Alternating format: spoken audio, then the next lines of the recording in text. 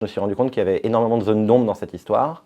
et qu'elle était plus intéressante finalement qu'une simple histoire de résilience et de courage.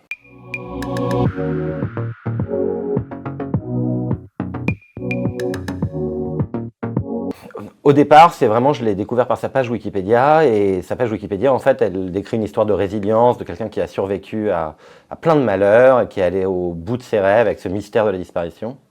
Et c'est après, par des recherches, que je me suis rendu compte qu'il y avait énormément de zones d'ombre dans cette histoire, et qu'elle était plus intéressante finalement qu'une simple histoire de résilience et de courage. Alors, le choix du roman, il s'est imposé tout de suite, déjà parce que c'est ce que je lis et c'est ce que j'aime, et ensuite parce que j'avais envie de faire quelque chose de très immersif, d'être avec elle, qu'on soit avec elle au pôle, qu'on soit avec elle en Finlande. Et puis il y avait une troisième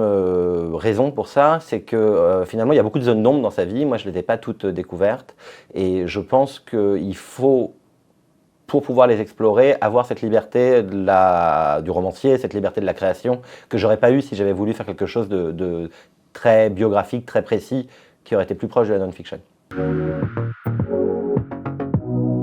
Alors d'abord par des lectures pour s'imprégner de gens qui y ont été. Ensuite, je pense que mettre de la musique un peu du genre je suis tout seul au pôle marche plutôt pas mal. Et puis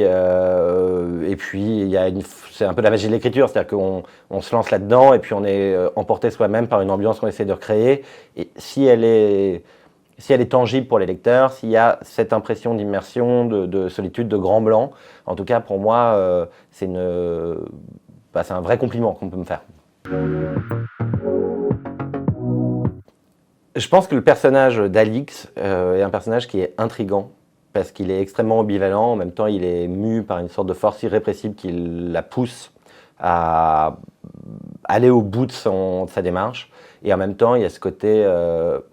truqueur, menteur qu'on découvre au fur et à mesure, qui fait qu'il y a un sentiment de distance qui peut se créer, mais cette distance, elle crée de l'envie de savoir. Et en tout cas, moi j'ai essayé de l'écrire, non pas comme un thriller, mais presque comme un roman noir. C'est-à-dire qu'il y a quelque chose